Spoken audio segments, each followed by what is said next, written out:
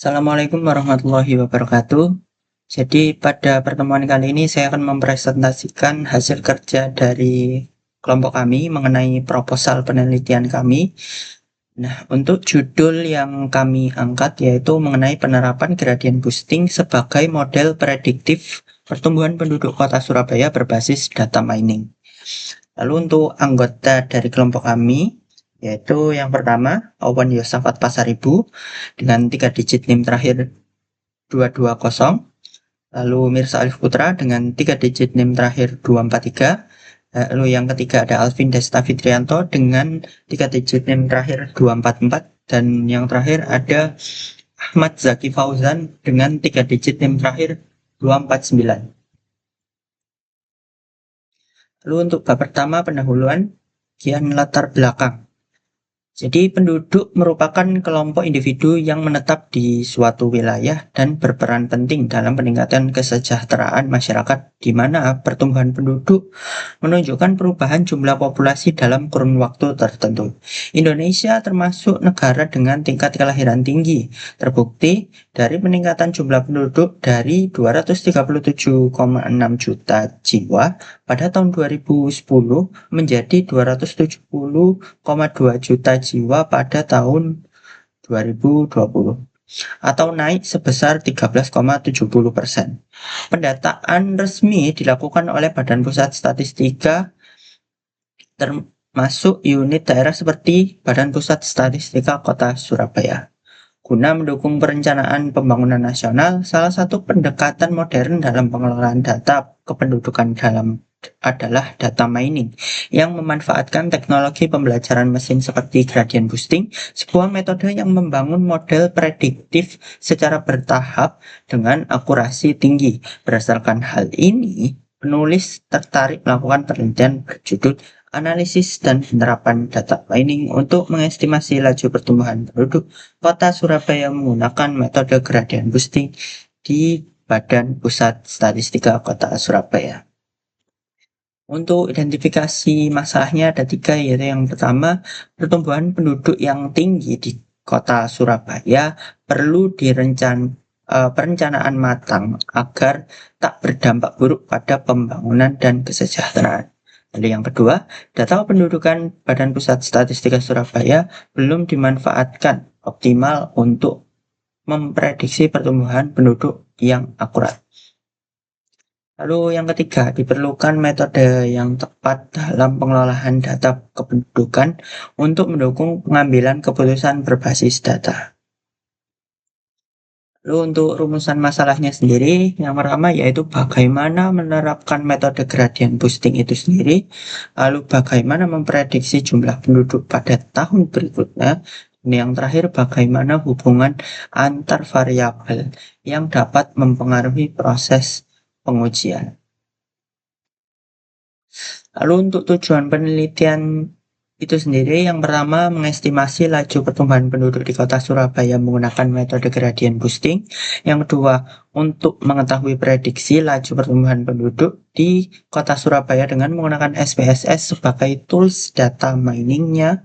Lalu yang ketiga, untuk mengetahui hubungan antar variabel yang dapat mempengaruhi proses pengujian metode gradient boosting untuk mengestimasi pertumbuhan jumlah penduduk di Kota Surabaya pada Badan Pusat Statistika Kota Surabaya. Lalu untuk manfaatnya sendiri, yaitu dapat memprediksi laju pertumbuhan penduduk, lalu mengetahui hasil pertumbuhan estimasi laju pertumbuhan penduduk, lalu yang ketiga mengetahui hasil hubungan antara variabel dependent dan independent yang digunakan dalam penelitian penulis, dan yang keempat untuk membantu pemerintah dalam menentukan strategi dalam meningkatkan ekonomi, infrastruktur, dan lain sebagainya yang berguna untuk kesejahteraan masyarakat. Oke, di sini saya akan mempresentasikan atau menjelaskan bab 2 yaitu kajian pustaka. Pengertian data mining. Data mining merupakan proses menemukan pola atau informasi tersembunyi dari dataset yang besar. Kedua, data mining bertujuan mendapatkan pengetahuan valid, mudah dipahami dan bermanfaat. Data mining juga disebut sebagai proses knowledge discovery in database atau KDD. Data mining menurut para ahli. Pertama, menurut Heri Susanto, data mining adalah kegiatan mengekstraksi atau menambang pengetahuan dari data yang berukuran besar. Informasi inilah yang nantinya akan diberguna untuk pengembangan. Definisi sederhana dari data mining adalah ekstraksi informasi atau pola yang penting atau menarik dari data yang ada di database yang besar. Menurut Firdaus pula, data mining adalah pencarian pengetahuan dalam basis data pada proses identifikasi pola-pola yang valid, yang berpotensi bermanfaat dan dapat dipahami dengan mudah. Data mining merupakan proses yang bertujuan untuk menemukan pengetahuan atau knowledge discovery yang ditambang dari sekumpulan data yang memiliki volume yang sangat besar. Jadi apa kesimpulan dari data mining ini? Data mining adalah suatu proses yang digunakan untuk menemukan pengetahuan tersembunyi dari sejumlah besar data dalam basis data. Kegiatan ini digunakan yaitu dengan mengekstraksi serta mengenali pola-pola penting yang sebelumnya tidak diketahui dengan cara yang manual. Nah, apa saja tahapan dalam proses data mining? Tentu ada proses dalam kita mengolah suatu data. Yang pertama ataupun proses yang pertama, data cleaning. Apa itu? Yaitu menghapus data yang tidak valid, kosong, atau tidak relevan. Proses yang kedua, data transformation, yaitu adalah mengubah dan menyesuaikan format data. Proses yang ketiga, proses data mining, yaitu menerapkan algoritma seperti klasifikasi, regresi, dan juga clustering. Yang keempat, pattern evolution, yaitu menilai kualitas dan relevansi pola yang ditemukan. Proses yang terakhir ataupun yang kelima adalah knowledge presentation, yaitu menyajikan hasil dalam bentuk visualisasi atau laporan. Nah, tadi kita udah bahas beberapa materi tentang data mining. Selanjutnya kita akan membahas penerapan data mining.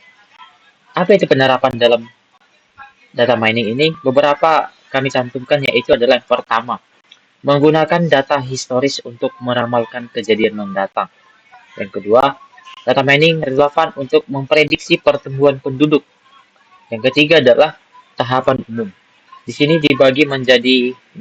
Pertama, identifikasi masalah, pengumpulan dan integrasi data, processing dan feature selection, pemilihan algoritma yaitu regresi, GGBD, dan lain-lain, pelatihan dan pengujian model, dan yang terakhir adalah evaluasi dan implementasi hasil, supaya kita mengetahui apakah penerapan data mining ini baik dan berguna dari kasus yang kita angkat.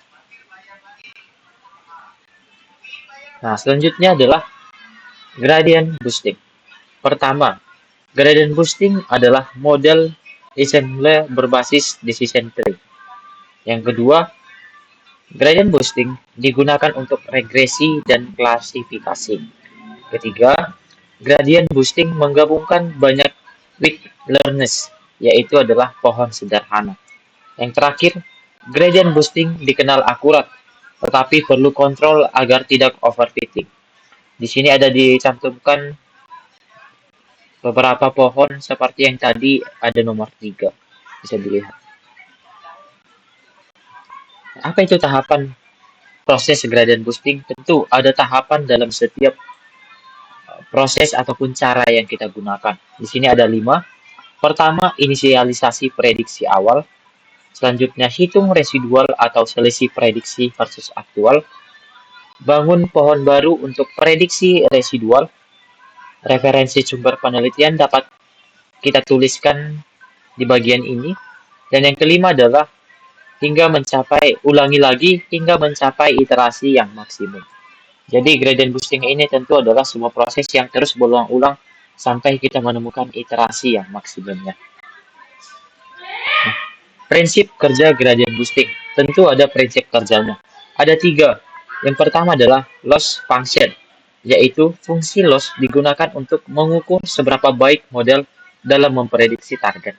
Contohnya, untuk regresi dapat digunakan mean squared error atau MSE. Sedangkan untuk klasifikasi dapat digunakan log loss. Yang kedua ada weak learners. Decision tree sederhana atau shallow tree disebut pohon hanya berkontribusi sedikit terhadap keseluruhan prediksi. Namun, dengan menggabungkan banyak weak learner secara iteratif, model menjadi kuat. Yang terakhir adalah additive model and gradient descent. Gradient boosting bersifat aditif. Artinya apa? Yaitu adalah model dibangun secara bertahap. Setiap iterasi bertujuan untuk mengurangi error dari model sebelumnya menggunakan pendekatan gradient descent. Yaitu apa? Yaitu adalah meminimalkan loss function dengan perkiraan arah gradient atau turunannya. Tentu ada penerapan gradient boosting dalam prediksi yang kita gunakan. Yaitu apa? Pertama, memprediksi permintaan pasar. Jadi dengan gradient boosting kita bisa memprediksi apa saja permintaan pasar sehingga keputusan kita ke depannya dapat kita tentukan dalam permintaan pasar ini.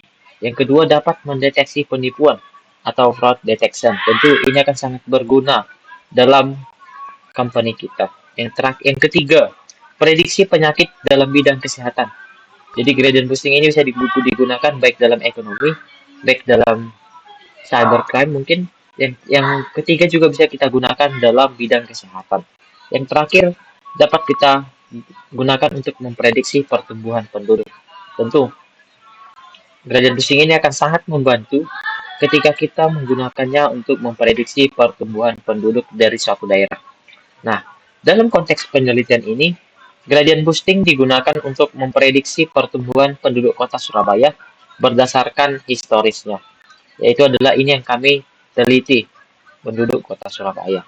Dengan memperhatikan fitur-fitur yang relevan, seperti jumlah kelahiran, kematian, migrasi, dan variabel demografis lainnya, model gradient boosting diharapkan mampu memberikan hasil prediksi yang akurat serta membantu dalam pengambilan keputusan yang strategis oleh pihak yang berwenang.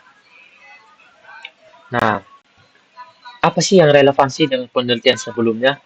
Yang kami gunakan adalah untuk melihat pertumbuhan dari suatu penduduk di kota Surabaya. Jadi, relevansi dengan penelitian sebelumnya diteliti oleh ataupun distadikan oleh Firmansyah dan Abidin, yaitu tahun 2022, yang artinya hanya sekitar 3 tahun yang lalu.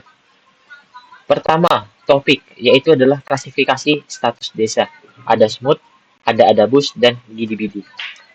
Apa fokusnya? Yaitu adalah data tidak seimbang, hasil akurasi tinggi, yaitu 88 dan 88,91%. Nah, itu adalah studi yang dilakukan oleh Firmansyah dan Abidin. Perbedaan dengan penelitian kami adalah yang pertama, fokus pada regresi, bukan klasifikasinya. Yang kedua, data penduduk kotanya, yang kami gunakan adalah penduduk kota. Sedangkan yang digunakan oleh penelitian sebelumnya adalah desa. Ketiga, kami menggunakan gradient boosting murni, sedangkan mereka tidak menggunakannya yang murni, tapi ada tambahannya. Yang terakhir adalah kontribusi baru. Di sini kami ada 3 hal yang kami fokuskan. Pertama, fokus pada data perkotaannya. Yang kedua, alternatif metode dari regresi linearnya. Yang ketiga, mendukung kebijakan pembangunan berbasis prediksi data. Nah, itu saja yang dapat saya jelaskan pada bab 2 ini. Untuk bab selanjutnya akan dijelaskan oleh teman saya. Terima kasih. Selanjutnya adalah metodologi penelitian. Jadi, penelitian ini termasuk dalam penelitian kuantitatif dengan pendekatan eksperimen komputasional. Untuk fokus utamanya sendiri, penelitian ini adalah membangun model prediktif berbasis data menggunakan algoritma gradient boosting dan mengevaluasi performa terhadap data kependudukan kota Surabaya tahun 2023. Jadi kuantitatif digunakan karena seluruh proses melibatkan data numerik dan analisis statistik. Sedangkan pendekatan eksperimen dipilih karena peneliti melakukan pengujian langsung terhadap model menggunakan data aktual untuk mendapatkan hasil yang dapat diverifikasi dan diukur. Untuk metode pengumpulan datanya sendiri, yang pertama untuk jenis datanya kita sekunder. Jadi data ini tidak dikumpulkan langsung oleh peneliti, melainkan berasal dari pihak ketiga. Nah, data yang kita gunakan ini bersumber dari data BPS atau Badan Pusat Statistik yang menerbitkan publikasi statistik resmi tahunan terkait kondisi kependudukan di seluruh kecamatan di Surabaya. Kenapa kok kita menggunakan data sekunder? Yang pertama, data tersebut sudah terverifikasi secara institusional. Yang kedua, memiliki cakupan wilayah yang luas dan konsisten. Yang ketiga, tersedia dalam format yang dapat langsung diolah oleh sistem komputasi atau data mining, yaitu CSV. Yang keempat, memiliki validitas dan reliabilitas tinggi karena dikumpulkan melalui prosedur statistik standar nasional. Untuk data yang kami kumpulkan, yang pertama, jumlah penduduk dalam satuan ribu jiwa. Jadi total jumlah penduduk yang tercatat di setiap kecamatan dinyatakan dalam ribuan jiwa. Yang kedua, laju pertumbuhan penduduk dalam persen. Persentase pertambahan jumlah penduduk dari tahun sebelumnya. Yang ketiga, distribusi persentase penduduk. Persentase jumlah penduduk pada suatu kecamatan terhadap jumlah penduduk keseluruhan. Yang keempat, kepadatan penduduk dalam satuan jiwa per kilometer persegi. Dan rasio jenis kelamin. Jadi jumlah penduduk persatuan luas wilayah kecamatan. Nah, untuk metode pengolahan dan analisis data, yang pertama kita melibatkan pra-processing atau data processing. Jadi pra-prosesan bertujuan membersihkan dan menyusun data agar siap digunakan model. Adapun tahapannya yaitu pembersihan data atau data cleaning.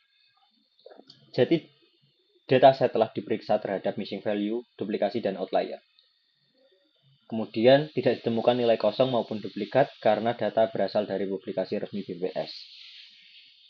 Kemudian distribusi tiap fitur dicek untuk mengidentifikasi outlier, namun tidak ada yang perlu dieliminasi. Nah, untuk tahapan yang kedua dari data processing ini adalah konversi tipe data. Jadi kolom numerik dipastikan bertipe float 64 atau integer 64 agar kompatibel dengan pustaka analisis seperti NumPy atau scikit-learn. Jadi, kolom bertipe string dibersihkan dari karakter non-numerik dan dikonversi ke format numerik. Tahapan yang ketiga yaitu normalisasi data atau standarisasi. Jadi, fitur numerik dinormalisasi dengan standar scalar agar memiliki rata-rata 0 dan standar deviasi 1.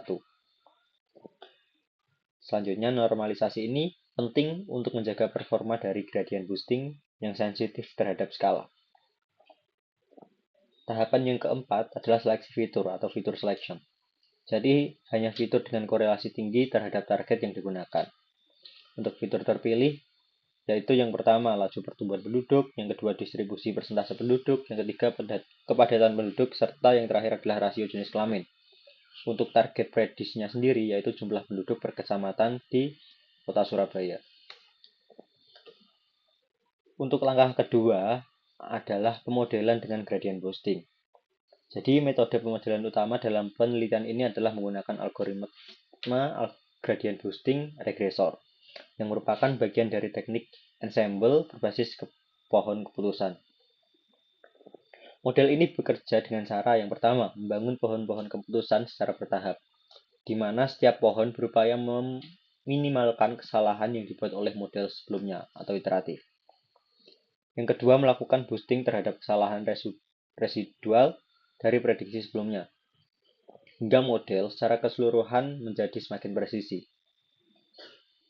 Kemudian model dibangun menggunakan pustaka scikit-learn dalam Python dengan parameter yang pertama n_estimator, yaitu 200, jumlah total pohon keputusan dalam ensemble.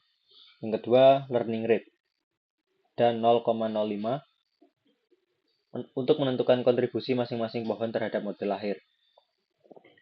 Yang ketiga ada max depth, yaitu 4, maksimum kedalaman tiap pohon untuk menghindari overfitting. Yang keempat ada random state, yang berjumlah 42 untuk memastikan replikasi hasil yang konsisten. Untuk data pelatihan dan pengujian, kita pisahkan menggunakan metode test split dengan proporsi 80% data pelatihan, model atau training set, dan 20% data untuk pengujian performa model atau test set. Nah, yang ketiga adalah evaluasi dan validasi model. Evaluasi performa model digunakan untuk mengetahui seberapa akurat hasil prediksi dibandingkan dengan nilai aktual. Jadi untuk beberapa metrik yang kita gunakan, yang pertama ada mean absolute error atau MAI, untuk mengukur rata-rata kesalahan absolut antara nilai aktual dan nilai prediksi.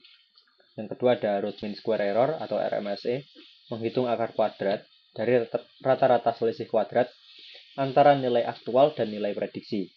Jadi RMSE ini memberikan penalti yang tinggi terhadap kesalahan besar, sehingga sangat sensitif terhadap outlier. Kemudian evaluasi ketiga menggunakan R-square atau R kuadrat untuk mengidentifikasi seberapa besar variasi dari target yang dapat dijelaskan oleh model.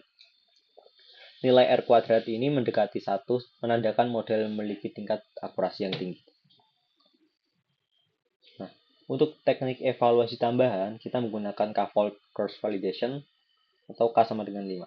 Jadi dataset dibagi menjadi 5 bagian atau fold. Kemudian model dilatih 5 kali. Tiap 1 kali fold dijadikan data uji. Sisanya untuk pelatihan. Untuk hasil akhir diperoleh dari rata-rata performa 5 percobaan. Nah, kelebihan dari K-fold cross validation ini adalah mengurangi resiko overfitting dan memberikan gambaran yang stabil terhadap performa model. Untuk teknik evaluasi yang kedua ada visualisasi residual. Jadi residual adalah selisih antara nilai aktual dan nilai prediksi. Plot residual sendiri membantu memeriksa pola kesalahan. Nah, jika residual tersebar secara acak, maka model cukup baik. Kemudian ada pola tertentu, misalnya bentuk kurva, yang menunjukkan adanya bias atau model yang kurang sesuai. Yang ketiga, untuk teknik evaluasi tambahan ada scatter plot. Jadi prediksi lawan aktual.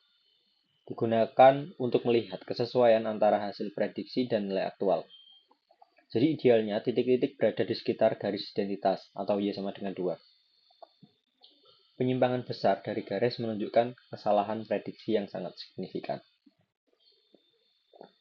Untuk selanjutnya yaitu perangkat dan tools yang digunakan pada penelitian kami, yaitu pertama perangkat keras laptop dengan spesifikasi minimal 1, yaitu prosesor Intel Core-nya i5 atau setara 2 RAM, dan juga RAM-nya nanti 8 GB, penyimpanannya SSD 256 GB, dan juga sistem operasinya yaitu Windows 10 atau Ubuntu 20.04. Nah, untuk perangkat lunaknya sendiri, di sini kita menggunakan Python 3.10 yang dimana bahasa pemrograman utama yang digunakan untuk tahapan analisis data dan pemodelan. Dan juga ada Jupyter Notebook untuk sebagai lingkungan pengembangan interaktif untuk menulis kode Python dan juga menampilkan visualisasi dan mendokumentasikan seluruh proses analisis secara terstruktur. Dan pada Python juga kami menggunakan perangkat Python yaitu Pandas untuk melakukan pemrosesan data tabular dan untuk memanipulasi dataset, dan juga ada NumPy yang dimana untuk operasi numerik dan vektor. Yang ketiga ada scikit-learn yang dimana untuk pemodelan machine learning dan juga termasuk gradient boosting regressor, pre-processing data, train test split, dan evaluasi model dan cross validation. Dan yang keempat yaitu ada Matplotlib dan Seaborn untuk menvisualisasi data seperti plotting residual dan grafik prediksi PS aktual. Nah, untuk perangkat lunak yang keempat yaitu ada Microsoft Excel untuk digunakan pada tahap awal sebagai nanti eksplorasi data dan validasi format dataset yang diunduh dari BPS. Nah, untuk selanjutnya yaitu ada Google Colab, ini bersifat opsional karena nanti sebagai alternatif jika menyalurkan script Python jadi tidak bisa dan dibutuhkan akses lintas perangkat atau saat memerlukan GPU acceleration sederhana. Nah, untuk sumber datanya yang kami ambil yaitu dari Badan Pusat Statistik BPS Kota Surabaya. Nah, untuk link webnya seperti ini. Untuk selanjutnya, mungkin itu saja dari kami. Sekian, terima kasih.